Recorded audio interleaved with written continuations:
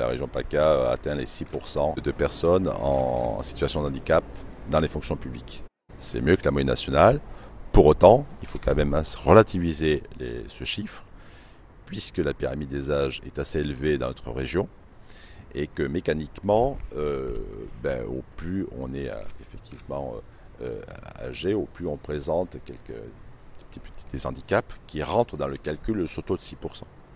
Donc si les collectivités locales n'ont pas une politique un peu plus volontariste, les départs en retraite vont ensuite baisser forcément ce taux. Ces collectivités, justement, ignorent que le FIP peut apporter des contributions financières. C'est toute la pédagogie qu'on essaie de mener. C'est de dire aujourd'hui, ce n'est pas une pénalité, c'est une contribution.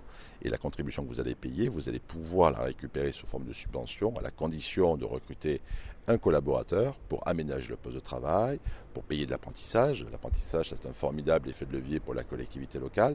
Et le salaire est financé quasiment à 80% pour le FIP. Le FIP a été créé avec la loi de 2005, c'est le pendant de l'AGFIP pour le secteur public. Et afin d'optimiser la réponse pour les employeurs, qu'ils soient publics ou privés, il y a une convention nationale qui a été signée, qui se décline en région, et qui propose à la fois aux employeurs publics et privés des dispositifs, des aides qui sont communs. La fonction publique est quand même nettement mieux passée que le privé. En même temps, on est conscient que c'est relativement modeste parce qu'il y a en France aujourd'hui 480 000 chômeurs en situation de handicap.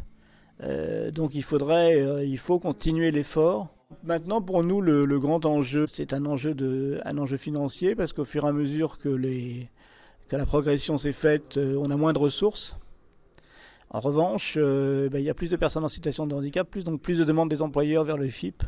Nous sommes comme le FIP. Nous avons connu les derniers temps une baisse de la collecte. Le nombre d'établissements assujettis à l'obligation d'emploi a diminué avec la crise, donc il y avait moins d'entreprises de 20 salariés. Et après le pendant le plus satisfaisant, c'est qu'il y a de plus en plus d'entreprises qui mènent une politique en direction de l'embauche de personnes handicapées qui porte ses fruits, donc qui collecte moins à la GFIP.